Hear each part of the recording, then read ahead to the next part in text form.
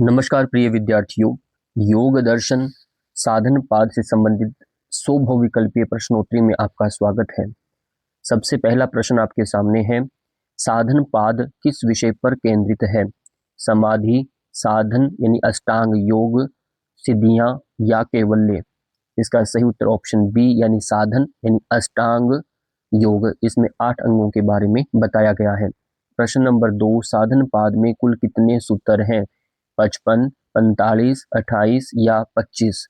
इसका सही उत्तर है 55 सूत्र है, यानी पहले समाधि पाद में 51 सूत्र हैं, साधन में 55 हुए। प्रश्न नंबर 3, साधन पाद का मुख्य प्रयोजन क्या है? साधक को समाधि कराना, वृत्तियों का निरोध करने के साधन बताना या अदृश्य कर्मों की चर्चा, चित्त को प्रकाशित करना। तो इनमें से सही उत्तर आपको बताना है। वह प्रश्न का सही उत्तर है वृत्तियों का निरोध करने के साधन बताना, क्योंकि इसमें सब प्रक्रियाएं बताई गई हैं। प्रश्न नंबर 4, क्लेशः पंच ये किस पाद का विषय है? क्लेश जो है समाधि पाद से संबंधित है, साधन पाद, विभूति पाद या कैवल्य पाद? तो इसका संबंध यानी साधन पाद में ये पंच क्लेशों का वर्णन हमें देखने को मिलता है। प्रश्न नंबर 5, पंच क्लेशों में कौन सम्मिलित नहीं है? अविद्या, अस्मिता, अहिंसा या राग? तो 5 क्लेशों में अहिंसा जो है ये सम्मिलित नहीं है।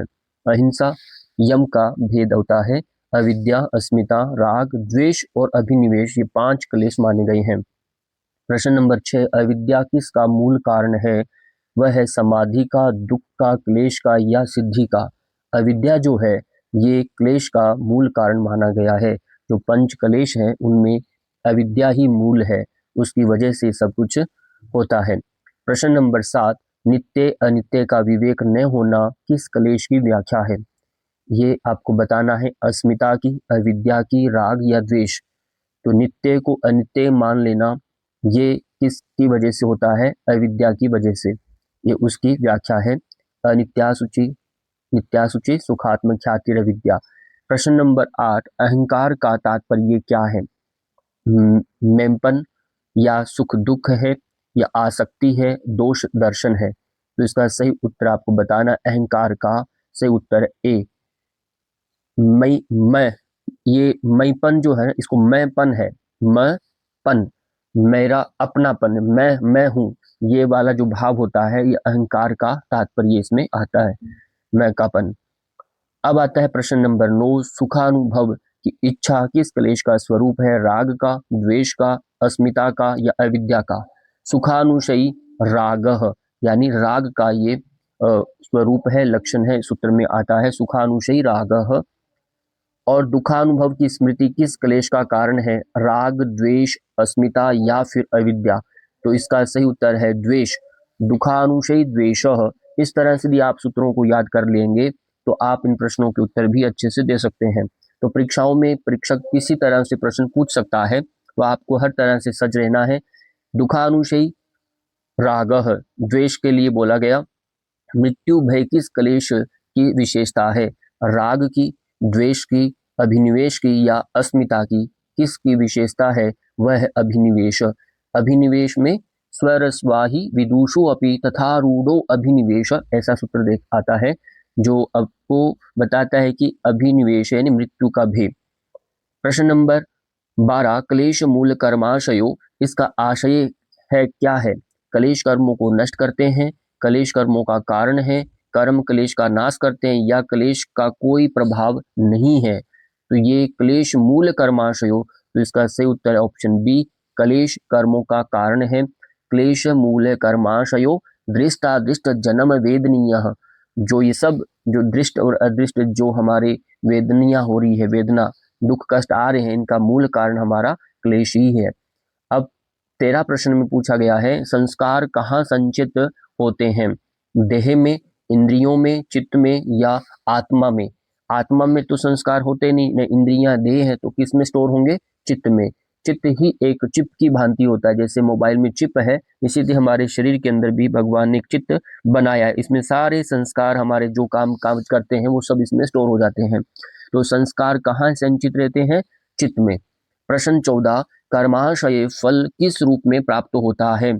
दुख मात्र में, सुख दुख दोनों में, केवल पुण्य में या केवल पाप में, किस में ये प्राप्त होता है? तो सही उत्तर है सुख दुख दोनों में ही इसका लाभ फल मिलता है, सुख का भी और दुख का भी। अच्छे कर्मों का फल सुख के रूप में और बुरे कर्मों का फल दुख के रूप में हमें भोगना पड़ता है।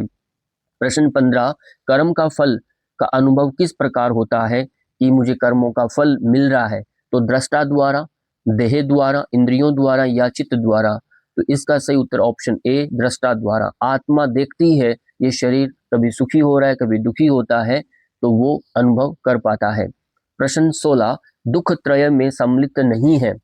अब दुख 3 प्रकार के बताए गए हैं, उनमें से एक इनमें से नहीं है। आदि देविक है, आदि भौतिक है, आध्यात्मिक है या आदि भौतिक बाह्य है। तो इनमें से आपको बताना है सही उत्तर डी पहले ही शामिल है। पहले जो 3 है वो 3 प्रकार के दुख बताए गए हैं दर्शनों में। इन दुखों से कैसे हम निवृत्त होते हैं, इनसे कैसे हम छूट पाते हैं, यही दर्शनों का मुख्य उद्देश्य रहता है। जो हम 3 बार शांति शांति शांति हम बोलते हैं, उनका इसी 3 प्रकार के दुखों की शांति के लिए ही वो शांति बोला जाता है, ये भी आपको याद रखना है। प्रश्न नंबर 17, संस्कारों का नाश कैसे होता है? अध्ययन से, जप से, समाधि से या तप से?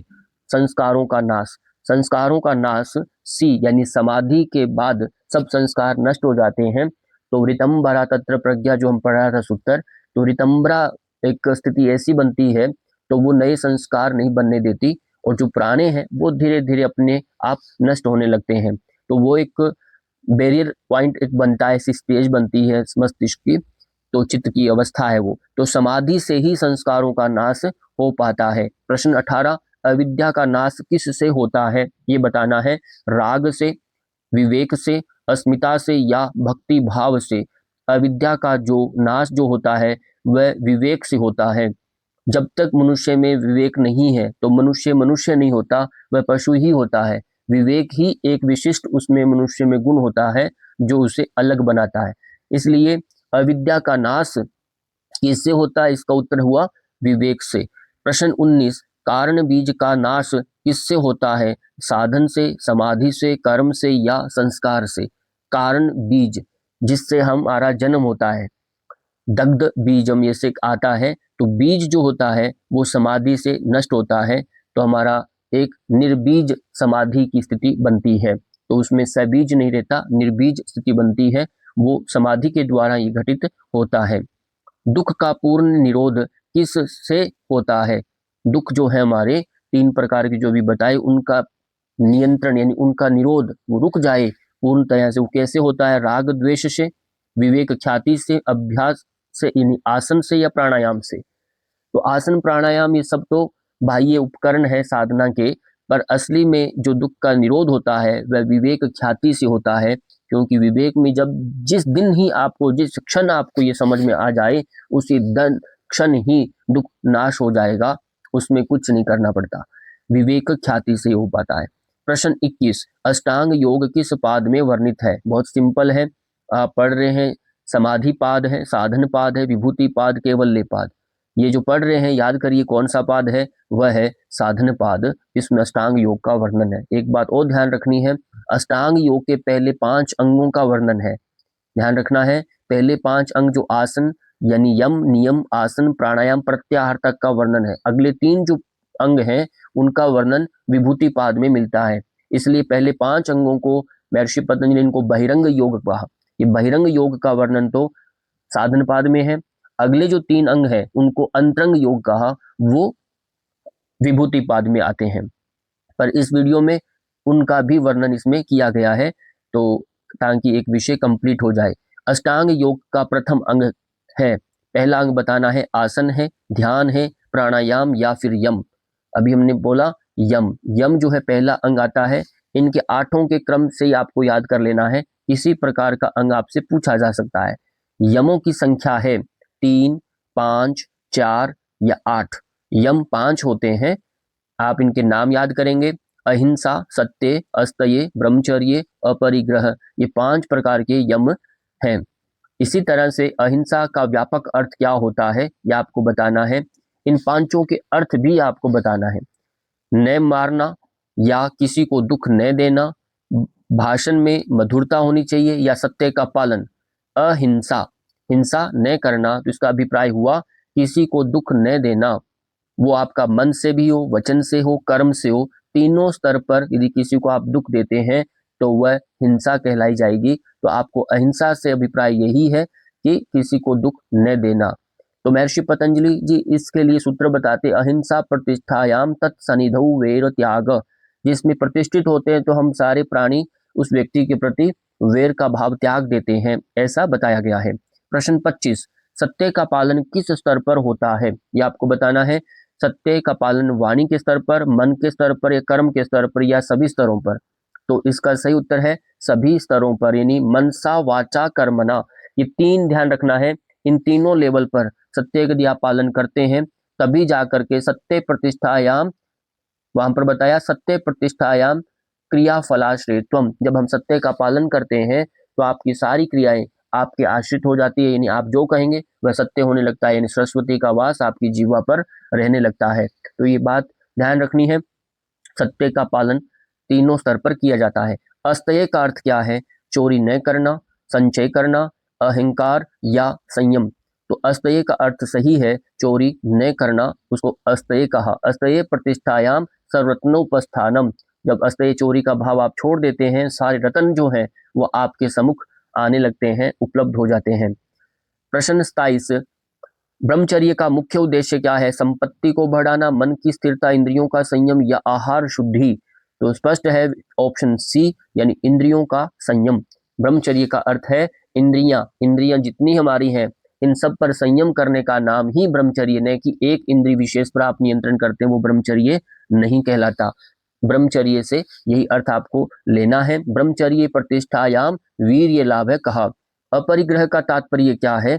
संग्रह करना या संग्रह न करना, देह संयम या सत्य बोलना। तो अपरिग्रह का तात्पर्य होता है संग्रह न करना, कोई भी परिग्रह मतलब चारों ओर से ग्रहण करना, स्वीकार करना, इसका मतलब अपरिग्रह कुछ भी स्वीकार न करना। अपरिग्रह स्थैर्यम जन्म कथनता संबोध, ऐसा कहा। इसका पालन करते हैं तो हमारे जन्म का भी पूर्व वृत्तांत हमें स्पष्ट होने लगता है, ये एक स्थिति है चित्त की, और ये ध्यान रखना है संग्रह न करने का नाम अपरिग्रह है। प्रश्न 29, नियमों की संख्या कितनी है? ये आपको बताना है। 4, 5, 7, 8, कितनी? तो है 5। यम की भी 5, नियम की भी संख्या 5 है। तो शौच, संतोष, तप, स्वाध्याय, ईश्वर प्रणिधान, ये 5 अंग आते हैं नियम के अंतर्गत। अब इनको भी एक एक करके हम समझेंगे। शौच का अर्थ क्या है? शारीरिक एवं मानसिक पवित्रता, दान करना, तप करना या नियम? नहीं, ए ऑप्शन हमें उचित लगता है। शारीरिक भी शुद्धि चाहिए, मानसिक भी पवित्रता चाहिए। शौच का अर्थ होता है पवित्रता, तो शारीरिक रूप से भी तो हम आसन प्राणायाम से कर लेते हैं, मानसिक रूप का हम पवित्रता किससे करते हैं? यम नियम का पालन करने से, मानसिक और धारणा ध्यान से हम मानसिक पवित्रता कर पाते हैं। तो इस तरह से संतोष का अर्थ क्या होता है? अधिक संग्रह करना, वर्तमान में संतुष्टि, कठोर साधना करना या सत्य का पालन करना। संतोष, संतोष क्या है? वर्तमान में जो आपके पास है उसमें संतुष्ट रहना। तो महर्षि पतंजलि कहते हैं संतोषाद अनुतम सुख लाभ है। जो संतोषी है उसका अनुत्तम है, उसका जो सुख का लाभ है वह अनुत्तम है, उत्तम नहीं अनुत्तम है, उससे कोई बढ़कर कुछ भी नहीं है। तो इसलिए ये भी हमें समझना है कि संतोषी रहना सबसे अच्छा माना गया। तप का उद्देश्य क्या है? प्रश्न 32 में पूछा जा रहा है। कष्ट देना या देह मन का शोधन है, संतोष है, ज्ञान देना। तो इसका सही उत्तर क्या है? तप। तप का मतलब बी, देह मन का शोधन है, आपको शरीर को भी शुद्ध करना है, मन को भी शुद्ध करना है। तपो, वहां का तप, तप काय शुद्धि, काय इंद्रिय शुद्धि, क्षयात तपश, काय का भी इंद्रियों का भी, दोनों स्तर पर आप जब इनकी शुद्धि करते हैं, अशुद्धियों का नाश करते हैं, तो वो क्या कहलाता है? तप कहलाता है। 33 नंबर, स्वाध्याय में सर्वाधिक क्या सम्मिलित है? स्वाध्याय में भोजन आता है, देह ग्रंथों का अध्ययन आता है, वेद ग्रंथों का, या सजावट आती है, या दान आता है? स्वाध्याय में वेद ग्रंथों का अध्ययन आता है। स्वाध्याय आदिष्ट देवता संप्रयोग है, स्वाध्याय अध्ययन करना शास्त्रों का, वो सब इसमें आता है। ईश्वर प्रणिधान का भाव क्या है? वो आपको बताना है असत्य, समर्पण, असत्य का वचन करना या इच्छा। ईश्वर प्रणिधान का भाव वह है समर्पण, यानी ईश्वर को समर्पण कर देना। अब जो कुछ भी आप करते हैं ईश्वर प्रणिधान आदवा, वहां पर बताया समाधि सिद्धि ईश्वर प्रणिधान आदवा, कि ईश्वर का जो प्रणिधान करते हैं तो समाधि की भी सिद्धि हो जाती है। महर्षि पतंजलि कहते हैं कि आपको जो भी काम करते हैं वो अकर्ता भाव से जब करेंगे तो वह कार्य आपका निष्काम होगा, वह ईश्वरीय कार्य कहलाएगा। तो आप अपनापन उसमें मैंपन नहीं लेके आना, वो है ईश्वर प्रणिधान। ये एक बहुत सरल मार्ग है। आसन का मुख्य उद्देश्य क्या है, अब इसको हम जानेंगे। यम नियम का हमने चर्चा कर लिया, अब हम आसन का मुख्य उद्देश्य को आते हैं। शरीर रीढ़ को मोड़ना क्या आसन कहलाता है? स्थिरता और सुख या अत्यधिक भक्ति यानी शक्ति और गति, इनमें से ऑप्शन सही आप बताएंगे। वह इसका सही उत्तर है आसन का मुख्य उद्देश्य यानी स्थिरता और सुख। स्थिरम सुखम आसनम का, स्थिरता सुखम, जो स्थिरता है वह सुखपूर्वक होनी चाहिए, यही आसन का उद्देश्य है। प्रश्न नंबर 36, प्राण का संयम किस अंग में आता है? प्राण को आप नियंत्रण किस में लेते हैं? प्राणायाम में, प्रत्याहार में, ध्यान में या समाधि में? तो प्राण का संबंध तो प्राणायाम से ही होता है। तो बहुत सरल प्रश्न है। प्रश्न नंबर 37, प्राणायाम का लक्ष्य क्या होता है? फेफड़ों को मजबूत करना, चित्त का स्थिरीकरण, केवल सिद्धि या भोजन बढ़ाना? ज्यादा खाने की इच्छा हो रही है तो क्या प्राणायाम करना चाहिए? नहीं। तो इसका सही उत्तर है चित्त का स्थिरीकरण। प्राणायाम से मनसा, धारणा सूच योग्यता मनसा, ऐसा कहा, धारणा योग्यता बनती है प्राणायाम करने से। तो आप प्राणायाम का लक्ष्य यही है कि आपका चित्त स्थिर होने लगता है। इंद्रियों का विषयों से हटाना क्या कहलाता है? आसन, ध्यान, प्रत्याहार या समाधि? तो इसका सही उत्तर है प्रत्याहार। प्रत्याहार से अभिप्राय यही है हमारी इंद्रियां विपरीत हो जाए, उनका जो वमन करे यानी जो उनका आहार है वह अंतर्मुखी हो जाए, यानी बहिर्मुखी से वह अंतर्मुखी होने का कार्य क्या कहलाता है? प्रत्याहार। स्व विषया संप्रयोगे चित स्वरूपानुकार इव इंद्रियानाम प्रत्याहारः, ऐसा महर्षि पतंजलि ने बताया। इन सूत्रों को याद कर लेंगे। 39 नंबर, धारणा का अर्थ क्या होता है?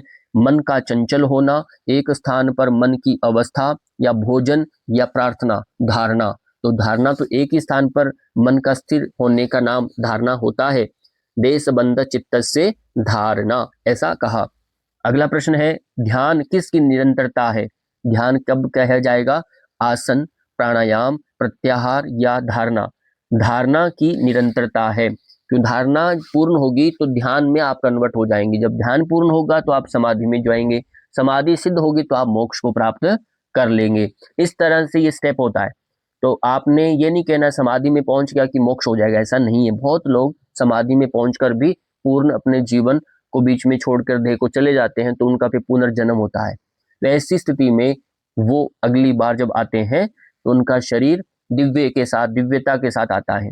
तो हम जिन्हें हम इंटेलिजेंट साइंटिस्ट बोलते हैं, दिव्य पुरुष बोलते हैं, तो वो सब समाधिस्थ लोग हैं जो पूर्व जन्म में अपनी पूर्णता को प्राप्त नहीं कर पाए। इसलिए मेहनत करते रहिए, मेहनत कभी व्यर्थ नहीं जाती, ये एक नियम है। धारणा प्लस सतत प्रवाह, इसका क्या कहलाता है? इसको आपको बताना है उत्तर। प्राणायाम कहलाता है, समाधि कहलाती है, ध्यान कहलाता है या यम कहलाता है? क्या कहलाता है? तो उसका नाम है सी यानी ध्यान।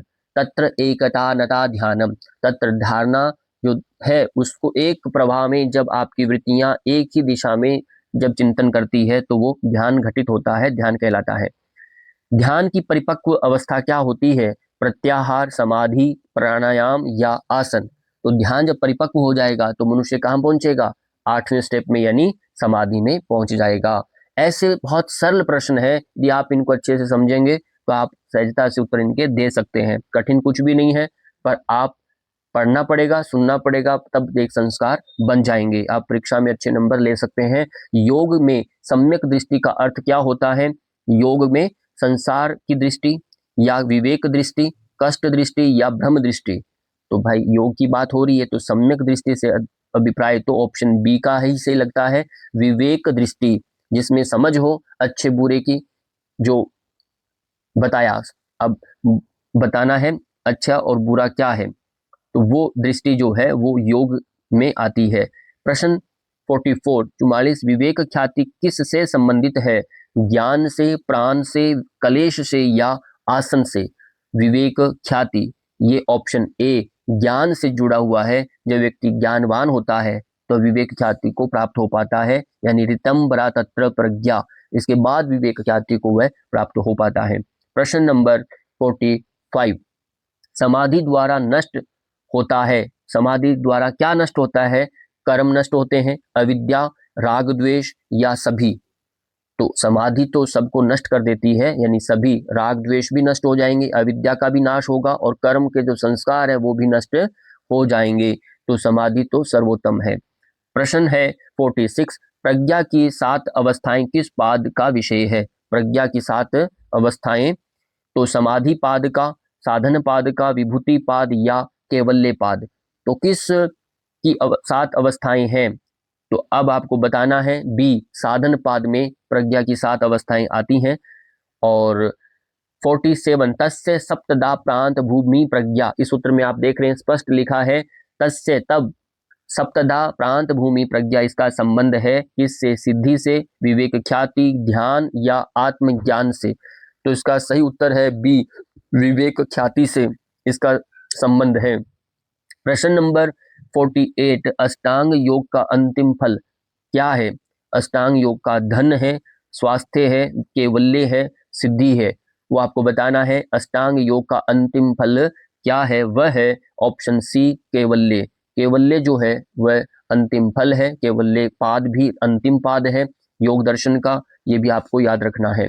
प्रश्न है 49, अज्ञान दूर होने पर प्राप्त होता है, यानी जो व्यक्ति के अंदर जो अविद्या है वो जब दूर हो जाता है तो क्या प्राप्त होगा? दुख मिलेगा क्या, विवेक मिलेगा, पाप या दोष? अब देखिए, दुख तो मिलेगा नहीं निश्चित है, पाप भी नहीं मिलेगा, दोष भी नहीं लगेंगे, तो विवेक की समझ उसमें उत्पन्न हो जाएगी जब अज्ञान उसका दूर होगा, यानी अंधकार मिटेगा तो ज्ञान यानी प्रकाश पुंज प्रदीप्त हो जाएगा। प्रकाश पुंज होने से सब कुछ स्पष्ट होने लगता है, अंधेरे में कुछ दिखता नहीं है, जब लाइट वहां पर जले तो आपको सब नजर आएगा। ऐसा ही जीवन के अंदर भी यही घटना घटती है, जब व्यक्ति के जीवन में प्रकाश आता है, यानी ज्ञान का जब दीपक जलता है तो उसके सामने भी सत्य सत्य का बोध उसे हो जाता है। यदि ऐसा नहीं है तो ये समझ लीजिए वह अभी तक ज्ञानी नहीं हुआ है, केवल पढ़ता है, याद करता है, शास्त्रों को गुनगुनाता है, केवल वह तोते की तरह पोपट ही है, वह ज्ञानी नहीं है। ये स्पष्ट इसका उदाहरण है। ज्ञानी व्यक्ति अलग ही दिखते हैं, उनका स्वभाव में बड़ा नम्रता, सरलता और बड़ा एक करुणामय उनका जीवन होता है, एक दया भाव उनमें, एक ममत्व भाव, वो एक बड़े अलग ही सहज होते हैं। तो इस तरह से अज्ञान दूर होते हैं, किससे? विवेक से, ये बहुत ध्यान रखना है। प्रश्न है आपके सामने 50, यानी समाधि की प्राप्ति हेतु अनिवार्य है, क्या अनिवार्य है? तप है, स्वाध्याय है, ईश्वर प्रणिधान है या उपयुक्त सभी? इसका सही उत्तर है समाधि की प्राप्ति हेतु ये तप है, स्वाध्याय, ईश्वर प्रणिधानानि, क्रिया योग है। तीनों हमें क्या चाहिए? ईश्वर प्रणिधान भी चाहिए, स्वाध्याय भी चाहिए और तप भी चाहिए। ये तीनों सहायक हैं, इन्हें हम क्रिया योग के नाम से भी जानते हैं। यही द्वितीय पाद के अंदर ही पहला सूत्र आता है क्रिया योग का, तो ये भी याद रखना आपको।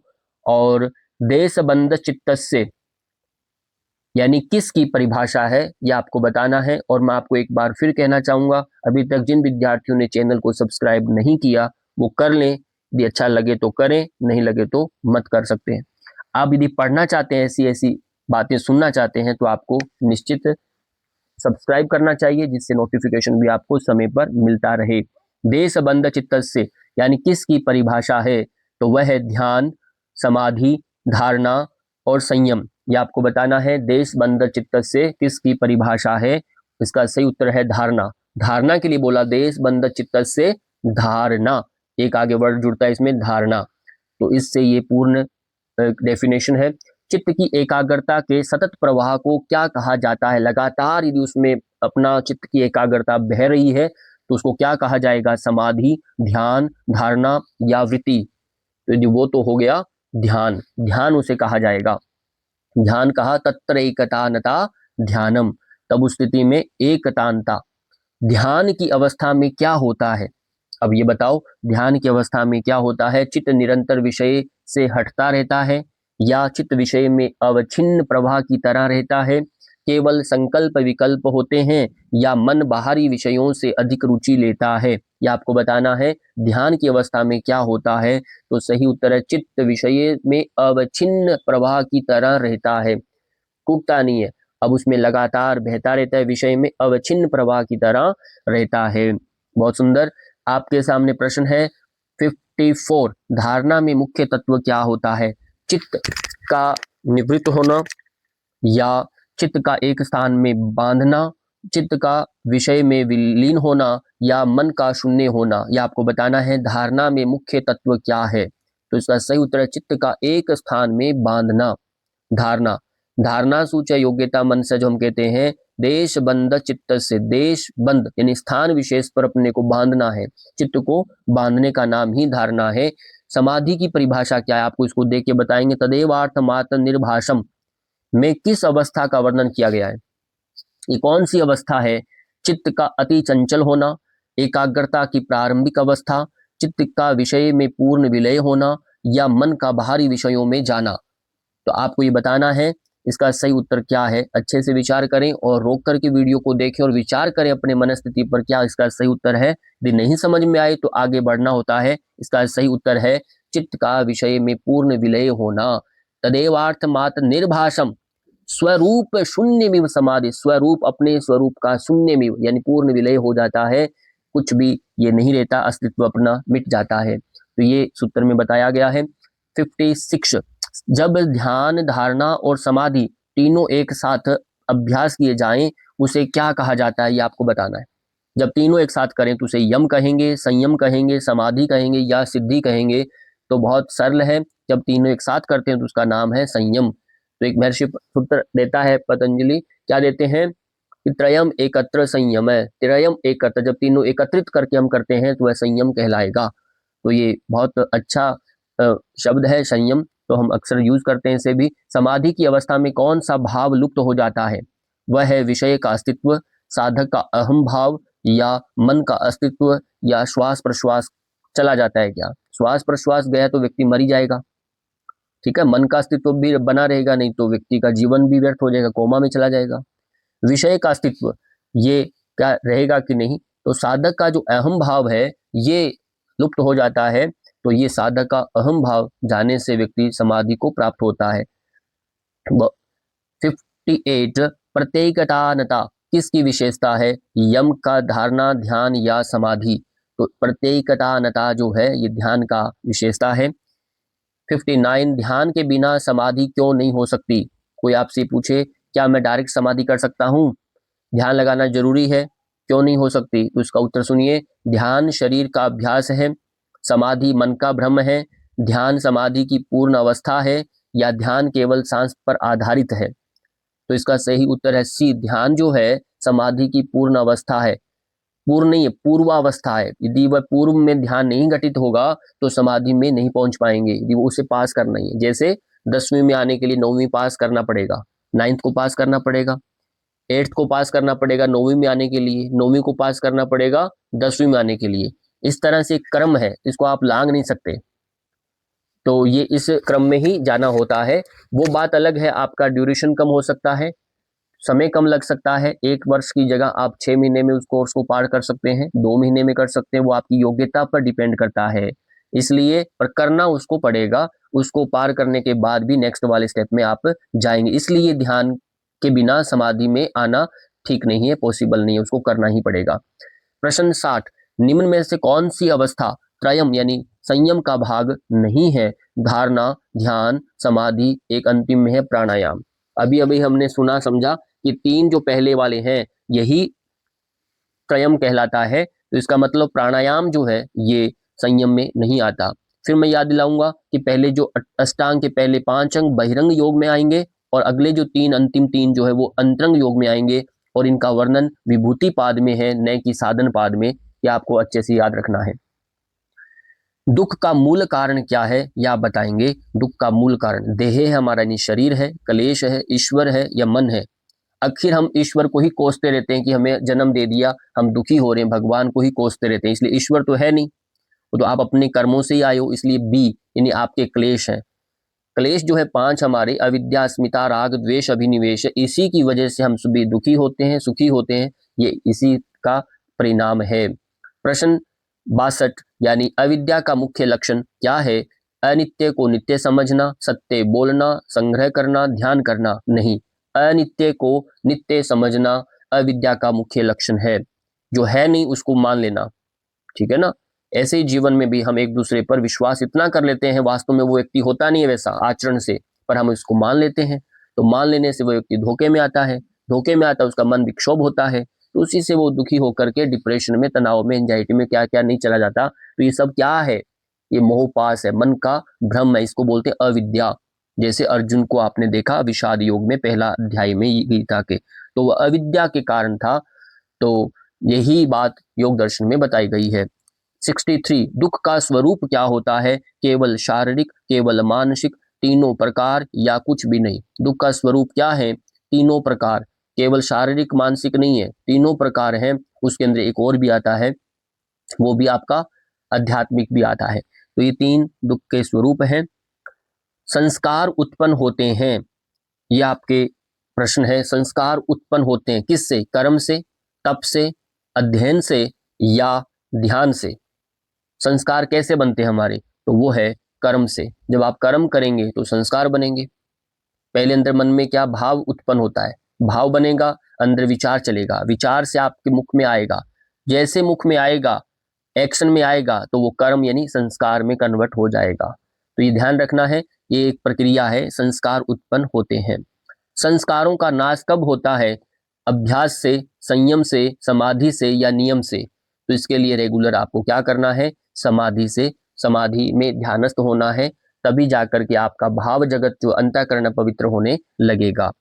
प्रश्न नंबर 66 विवेक का अर्थ क्या होता है? भ्रम होता है, सही गलत का ज्ञान है, मन की गति है, दान है। ये आपको बताना है। वह सही उत्तर है बी, सही गलत का ज्ञान, यही विवेक है। और इसी के लिए तो हम स्कूल में पढ़ने जाते हैं, विद्यालय में। तो विद्यालय में पढ़ने के लिए जाना का उद्देश्य यही है, अच्छा और बुरा समझ लेना। और नौकरी के लिए थोड़ी जाते हैं, पर नौकरी का मोटो रहेगा दिमाग में, इसलिए व्यक्ति दुखी है, तो वो अज्ञान में ही चला गया। हमारा उद्देश्य केवल उचित अनुचित का ज्ञान समझने के लिए, ये बात जानने के लिए हम विद्यालय में जाते हैं, पढ़ने जाते हैं, जिससे हम विद्यावान बने। ये बात आपको बिल्कुल स्पष्ट होना चाहिए, तभी आप सही से रह सकते हैं। विवेक का अर्थ होता है सही गलत का ज्ञान। प्रश्न नंबर 67 जीवन का बंधन किस कारण है? ये बंधन क्यों बना? शरीर की वजह से, मन की वजह से, क्लेश की वजह से या तप की वजह से? क्यों बना? तो इसका सही उत्तर है ऑप्शन सी, जीवन का बंधन किस कारण है? वह है क्लेश की वजह से हमारा बंधन है। अब प्रश्न है भव प्रत्यय हेतु क्या करना है? यानी भव प्रत्यय हेतु क्या कारण है? भव प्रत्यय, इसका कारण भव हेतु, भव और प्रत्यय, ये 2 प्रकार के जो प्रकार बताए गए हैं, तो इसको आप ध्यान दीजिए। अविद्या है, प्रज्ञा है, समाधि है, ध्येय है। तो यहाँ स्पष्ट हो जाएगा, ये है अविद्या। अविद्या, भव प्रत्यय, इसका हेतु का कारण क्या है? वह अविद्या के कारण होता है। भव सागर से पार करने की युक्ति का नाम योग है, ऐसा हम महर्षि अरविंद की योग की परिभाषा समझते हैं। भव सागर, भव यानी संसार रूपी सागर को पार करने की जो युक्ति है, जो मार्ग है, उसका माध्यम कौन है? वह योग है। तो ये यहाँ भव प्रत्यय, प्रत्यय यानी बुद्धि, यानी संसारिक जो बुद्धि का जो कारण है, क्यों बनता है? वह अविद्या के कारण बनती है। प्रश्न 69 कर्माशय उत्पन्न होते हैं योग से, दान से, कलेश से या ध्यान से? देखिए योग, दान, ध्यान से तो भाई कर्माशय का उत्पन्न तो होता नहीं है, वह तो क्लेश से ही होता है। जो पंच कलेश है उन्हीं से हमारे क्लेश मूल है कर्माशयो, वहां स्पष्ट लिखा है क्लेश ही मूल है हमारे कर्माशयो, कर्मों का आशय जो है वह क्लेश के कारण ही वहां पर होता है, और इसी से हम सुख दुख का भोग भोगते हैं। कौन सा दुख दूर नहीं हो सकता? ये बताओ कौन सा दुख दूर नहीं हो सकता? तपस्या, ध्यान, भविष्य का दुख या न हुआ दुख? ये आपको बताना है कौन सा दुख दूर नहीं हो सकता। वह है सी, भविष्य का जो दुख है वह दूर नहीं हो सकता। कौन सा दुख दूर नहीं हो सकता? इसलिए भविष्य का दुख। अब आता है विवेक ख्याति किसका नाश करती है? अविद्या का, राग द्वेष का, क्लेश का, सभी का? तो इसका सही उत्तर ऑप्शन सी, इन तीनों का वह नाश कर देती है। 71 फिर दोबारा यही प्रश्न आ गया, कोई बात नहीं, फिर दोबारा देखेंगे। 72 साधन पाद का लक्ष्य है, ये आपको बताना है। चित्त का प्रसाद है, चित्त का ध्यान है, चित्त का श्रम है, चित्त का नाश है। साधन पाद का लक्ष्य क्या है? वह है चित्त प्रसाद। चित्त प्रसाद यानी चित्त का पवित्रता के लिए ये साधन पाद बताया गया। चित्त कैसे शांत हो वो बताना है, वो अष्टांग योग का मार्ग इसमें बताया गया है, वह है चित्त प्रसाद। फिर है ध्यान की पूर्ण परिपक्वता कब मानी गई है? समाधि, धारणा, प्राणायाम, तप। तो इसका सही उत्तर है समाधि। ये बार बार घूम के प्रश्न आ रहे हैं, आपको प्रश्न पूछा अलग तरीके से जा रहा है, उत्तर वही है, भ्रमित नहीं होना। ध्यान की पूर्ण परिपक्वता यानी समाधि। तो समाधि जो है, इसका मतलब जब समाधि में व्यक्ति पहुंच गया, इसका मतलब क्या? ध्यान पूर्ण घटित हो चुका है, तभी वह जाएगा। कई बार हम देखते हैं, सुनने में आता है, किसी को सपने में हनुमान जी नजर आई, वो कहता है कि मैं तो समाधि को प्राप्त हो गया। ऐसा नहीं है। स्वप्न में आना, यदि कोई भी देवी देवता किसी को भी स्वप्न में आता है, वो धारणा का ही परिपक्वता है, उसको धारणा बोला, वो ध्यान घटित नहीं कहा जाता उसको। इसलिए ध्यान की यात्रा आगे है, अभी धारणा पूर्ण हो रही है, धारणा परिपक्व हो रही है, ध्यान में वह जा रहा है, ठीक है, समाधि में नहीं जा रहा वो, तो ध्यानस्थ हो रहा है वो। तो ये कहा जाएगा। प्रश्न नंबर 74 कौन सा अंग इंद्रिय निग्रह से संबंधित है? ये आपको बताना है। इंद्रिय अंग प्रत्याहार, आसन, तप या स्वाध्याय। इसका सही उत्तर है प्रत्याहार। प्रत्याहार जो है वो इंद्रिय निग्रह में आता है। और एक और ध्यान रखना है, प्रत्याहार का संबंध यदि हम एक किसी से करते हैं तो उसकी उपमा जो दी गई है वह है कछुए के साथ दी गई है। कछुआ जो है वो प्रत्याहार का उदाहरण हमें देखने को गीता में मिलता है। तो वो प्रत्याहार करता है। इसी तरह वहां पर उनको बताया, अर्जुन को भी, कि तुम भी अपनी इंद्रियों को इस तरह से संकुचित करिए। अष्टांग योग किस प्रकार का योग है? ये आपको बताना है। क्रिया योग आता है, राज योग है, ज्ञान योग है, कर्म योग है।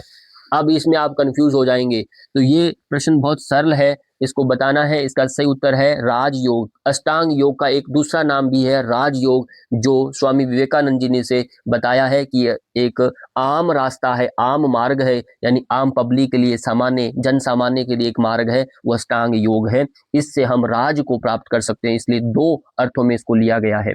76 ईश्वर प्रणिधान किस योग का अंग आता है? क्रिया योग का है, भक्ति योग है, ज्ञान योग है, राज योग है। अब फिर कंफ्यूज नहीं होना, ये क्रिया योग का भाग आता है। ए बी ठीक है, और बी दोनों में उपयुक्त है, यानी भक्ति योग ए एवं बी दोनों में प्रयुक्त होता है, ऐसा बोला गया। भक्ति योग में भी ईश्वर प्रणिधान आता है, क्योंकि भक्ति बिना ईश्वर प्रणिधान के कैसे संभव है। और क्रिया योग के अंदर भी ये तीसरा भाग है, तप स्वाध्याय ईश्वर प्रणिधानानि क्रिया योग, ऐसा कहा। तो ये क्रिया योग में भी आता है। प्रश्न नंबर 77 समाधि से प्राप्त ज्ञान क्या कहलाता है? स्मृति कहलाती है, विवेक कहलाता है, प्रज्ञा कहलाता है, दृष्टि कहलाता है, क्या कहलाता है आपको बताना है। सही उत्तर है सी, प्रज्ञा। प्रज्ञा जो है समाधि से उत्पन्न होता है। तो ये प्रज्ञा, ये आपका ऐसे नहीं आती, ये प्रज्ञा अपने आप में विशिष्ट है, इससे विवेक ख्याति उत्पन्न होती है, धर्मेग समाधि बनती है। तो ये सब आगे की बातें हैं, ये आपको इतना ध्यान रखें, ये प्रज्ञा से उत्पन्न हो पाता है। प्रश्न 78 संस्कार किस स्तर पर रहते हैं? सूक्ष्म स्तर पर, स्थूल स्तर पर, अति स्थूल है, या भौतिक स्तर पर रहते हैं? संस्कार जो होते हैं बहुत हमारी सूक्ष्म होते हैं। जैसे आज के डेट में हम भाषा में, वैज्ञानिक भाषा में कहें तो संस्कार यानी वो डीएनए है आपका, जीन, डीएनए हमारे अंदर, ये संस्कार एक परंपरा से चलता है, कई जन्मों के साथ हमारे ये चलता रहता है। तो इसलिए संस्कार जो होते हैं हमारे, ये सब आपका इसका बड़ा सूक्ष्मता से रहता है, दिखता नहीं है, स्थूल में बाहर रूप में नजर नहीं आता, अंदर कुछ और होता है। ये संस्कार किस स्तर पर रहते हैं? तो सूक्ष्म स्तर पर रहते हैं, याद रखिए। 79 कलेशों का अंत आप करना चाहते हैं, सभी समस्याओं की जड़ ही कलेश है, इनको खत्म कैसे करें? तो इसके लिए महर्षि पतंजलि कहते हैं ध्यान करें, तप करें, या विवेक ख्याति या स्वाध्याय। इनका अंत कैसे होगा? तो वो का विवेक ख्याति। आप जितना जल्दी हो समझ जाएं मुझे क्या करना है। अच्छा अनुचित अनुचित जो है, उचित अनुचित का विवेक जब हो जाएगा तभी क्लेशों का अंत होना संभव है। 80 चित्त का स्थिरीकरण किस से होता है? चित्त जो है उसका स्थिरीकरण कैसे होता है, ये आपको बताना है। आसन से, प्राणायाम से, ध्यान से, या अष्टांग योग से? इसका सही उत्तर क्या है? वह है डी, यानी अष्टांग योग। ये पूरा, क्योंकि तीनों अंग जो है आसन प्राणायाम ध्यान ये तो अष्टांग के ही अंग आते हैं, इसलिए अष्टांग का ही पूरा पालन करें तो और भी अंग इसमें समाहित हो जाएंगे। सभी का यदि पालन करेंगे तभी चित्त का स्थिरीकरण हो सकता है। 81। अब प्रश्न बहुत नजदीक पहुंच रहे हैं, 100 क्रॉस करने हैं। सभी अभी तक जुड़े होंगे, बने हुए हैं, आप सबको बहुत बहुत धन्यवाद। समाधि, और अपने लिए धन्यवाद कीजिए, मेरे को धन्यवाद करने की आवश्यकता नहीं है, अपने को बोलिए बहुत अच्छा, अपने को कहिए कि आप सुन पा रहे हैं, क्योंकि अच्छी बातें सुनना बड़ा कठिन होता है, रील देखना सरल है, अच्छा ज्ञान लेना कठिन है, उसमें स्थिरता बनना कठिन होती है, आप स्किप करेंगे, स्किप नहीं करना होता, यही एक बड़ी चैलेंज होता है। समाधि प्राप्ति का द्वार किस अंग से खुलता है, यह आपको बताना है। समाधि प्राप्ति का जो द्वार है किस अंग से खुलता है, वह प्रत्याहार है, धारणा है, ध्यान है, समर्पण है, यह आप बताएंगे। तो इसका सही उत्तर है सी। सी का मतलब ध्यान, ध्यान से ही समाधि का द्वार खुलता है। कर्म क्लेश कर्म विपाक आशयी अपि अक्षय किसके लिए कहा गया है, ईश्वर के लिए, जीव के लिए, मन के लिए, देह के लिए, यह आपको बताना है। तो इसका सही अर्थ क्या है, ईश्वर, ईश्वर के लिए ये सूत्र बताया गया है। क्लेश कर्म विपाक आशय परामृष्ट पुरुष विशेष ईश्वर, तो वहां ये सूत्र पहले पाद में आता है। 83 तप स्वाध्याय ईश्वर प्रणिधान का समूह क्या कहलाता है, तीनों को मिलाकर क्या कहेंगे, अष्टांग योग, क्रिया योग, राजयोग या भक्ति योग, क्या बोलेंगे बताइए, थोड़ा पल के लिए सोचो क्या बोलेंगे इसे, यदि जानते हैं तो आप पक्का करें। वह है क्रिया योग, क्रिया योग कहेंगे। 84 साधन पाद में किए गए साधन का लक्ष्य, यह आपको बताना है, लक्ष्य क्या है, सुख, ज्ञान, चित्त की शुद्धि या निद्रा। तो ऑप्शन सी चित्त शुद्धि के लिए हम साधन पाद के ये 8 अंगों को अपनाते हैं, ये बताया। अष्टांग योग का प्रारंभ, क्या बताएंगे, अष्टांग योग का प्रारंभ शरीर से है, इंद्रियों से है, सामाजिक और आंतरिक शुद्धि से है या प्राण से है, तो ये बताएंगे। ऑप्शन सी सामाजिक और आंतरिक शुद्धि से है, क्योंकि इनमें दोनों आता है, सामाजिक भी कर्तव्य आते हैं और आपके व्यक्तिगत भी कर्तव्य आते हैं, आंतरिक शुद्धि भी होती है, ये सब अष्टांग योग के अंदर समाहित है, तो इसलिए ऑप्शन सी उपयुक्त हमें लगता है। प्रश्न है 86 योग का अंतिम लक्ष्य क्या है, मन का चंचल होना, क्लेशों से मुक्ति, सुख दुख है, राग है, नहीं, योग का अंतिम लक्ष्य तो एक ही होता है, मोक्ष प्राप्त कैसे हो, तो उसके लिए एक आवश्यक बन जाते हैं इस ऑप्शन में बी, यानी क्लेशों से मुक्ति। जब क्लेश ही समाप्त नहीं होंगे तो आपका चित्त स्थिर नहीं हो सकता, आपका सुख दुख जीवन का चक्कर चलता रहेगा, तो वो मूल है इसका उद्देश्य। योग के अनुसार दुख का कारण क्या है, ये बताइए, किसे मानता है योग, समाज को, परिवार को, क्लेश को या बीमारी को। अब देखिए अक्सर हम इन तीनों में देते हैं दोष, समाज को कारण मानते हैं कि मैं दुखी हूं समाज की वजह से, मेरे परिवार वाले ऐसे लोग हैं उनकी वजह से मैं दुखी हूं, बीमारी हो गया, शरीर का कष्ट आ गया, ऐसा दुखी हूं, ऐसा नहीं है। योग कहता है दुख का यदि कोई कारण है वो आपके क्लेश है, क्लेश ही मूल है, कर्माशयो दृष्ट अदृष्ट जन्म वेदनीय, इसलिए क्लेश पर तो कोई काम करता नहीं है, अविद्या का नाश तो कोई करता नहीं है, अस्मिता का कोई नाश नहीं करता, राग का, द्वेष का, अभिनिवेश पर तो कोई काम नहीं कर रहा, तो इन पांचों को तो छोड़ करके व्यक्ति सुखी होना चाहता है, वो कभी सुखी नहीं हो सकता। इसलिए महर्षि पतंजलि कहते हैं यदि आपको दुख का कोई कारण समझ में आ जाए, उसको ठीक करना है तो योग करना पड़ेगा, नहीं तो आप भले ही समाज परिवार बीमारियों को ही कोसते रहना, तो उससे आपका चित्त कभी भी शांत नहीं हो सकता, ये बात इसमें स्पष्ट कहा गया है। अब आता है 88 ईश्वर कौन है, कर्म फल दाता है, पंचकोश है, सर्वज्ञ है या शरीर है, यह आपको बताना है। ईश्वर कौन है, कर्म फल दाता, पंचकोश, सर्वज्ञ, शरीर, नहीं, ऑप्शन सी ईश्वर तो सर्वज्ञ है, सर्वज्ञ है ईश्वर, सब कुछ जानने वाला है। 89 प्रश्न ध्यान की सर्वोच्च अवस्था क्या होती है, यह आपको बताना है, समाधि, मुद्राएं, प्राणायाम या दान, आपको बताएं ध्यान की सर्वोच्च अवस्था कौन सी होती है, वह है समाधि, समाधि श्रेष्ठ अवस्था है, अंतिम अवस्था, इसलिए सर्वोच्च अवस्था मानी गई है, अंतिम सोपान है ये।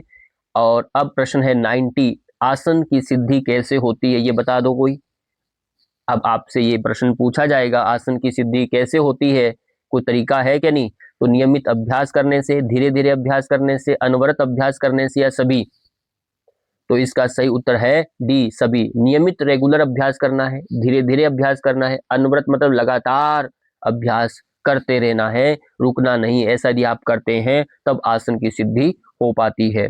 91 क्लेशों को जड़ से नष्ट करने का उपाय बता दो।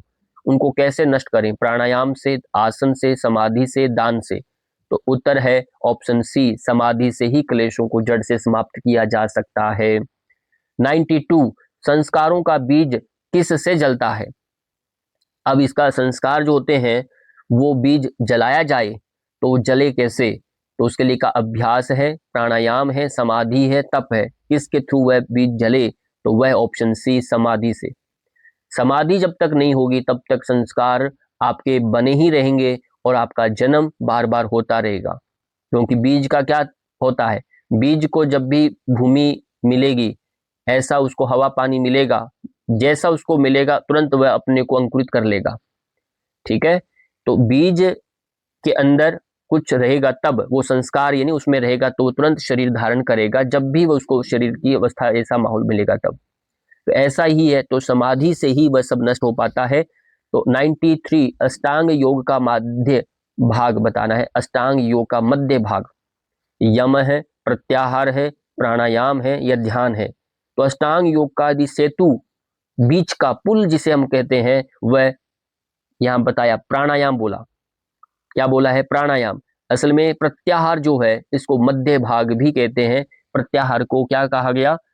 प्रत्याहार ऑप्शन बी, इसमें ध्यान देना, ऑप्शन बी जो है अष्टांग योग का मध्य भाग प्रत्याहार यानी सेतु के रूप में लिया गया है कि इसके बाद अगला पड़ाव आता है अंतरंग योग में पहुंच जाता है व्यक्ति, पहले बहिरंग योग का इधर एक भाग रहता है।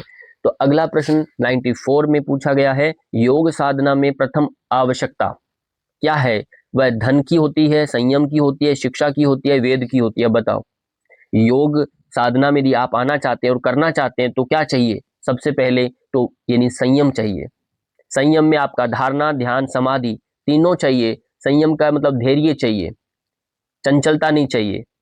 संयम यानी सहनशीलता भी चाहिए, धैर्य चाहिए। भी ऐसा है तो वही व्यक्ति योग साधना में आगे बढ़ सकता है।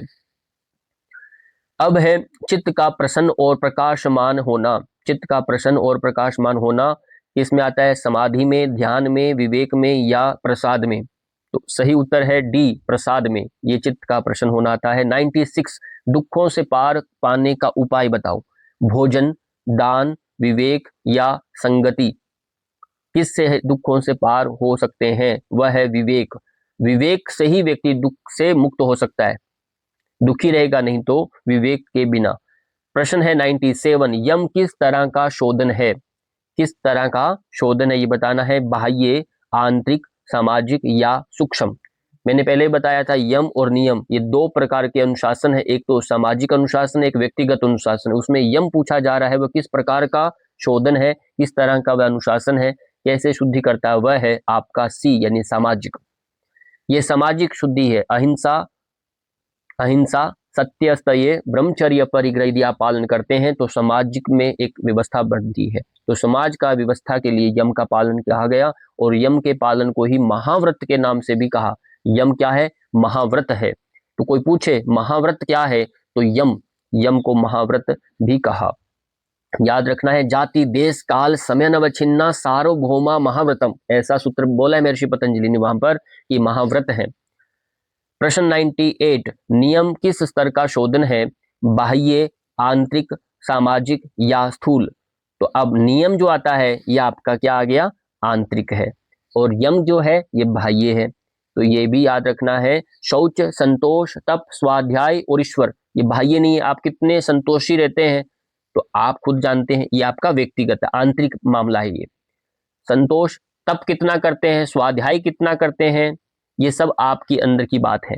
ठीक है, तो ये इसलिए कहा नियम जो है ये आंतरिक शुद्धि है और यम जो है ये बाह्य शुद्धि में आता है। 99 समाधि पथ का साधन। समाधि पथ का साधन अष्टांग योग, भक्ति, ध्यान या तप? तो सही उत्तर है अष्टांग योग, ये समाधि पथ का साधन माना गया। अंतिम प्रश्न आपके सामने है, साधन पाद का परम निष्कर्ष क्या है? इसका निष्कर्ष बताना है। क्लेशों का क्षय, शरीर पुष्ट होना, मन शक्तिशाली होना या इंद्रियां तेज हो जाती हैं क्या? तो आप बताएंगे पहला ऑप्शन, क्लेशों का क्षय। सारा खेल योग दर्शन में क्लेशों को कैसे नष्ट किया जाए, व्यक्ति समाधि को कैसे प्राप्त करे, ये पूरा अभियान रहता है पूरा सूत्रों के माध्यम से। तो आपको ये भूलना नहीं है, साधन पाद का परम निष्कर्ष यही निकलता है, क्लेशों का क्षय करना है। ये पूरा इस पर ही अष्टांग योग पूरा टिका हुआ है। इसी के साथ आप सबका बहुत बहुत धन्यवाद। नमस्कार।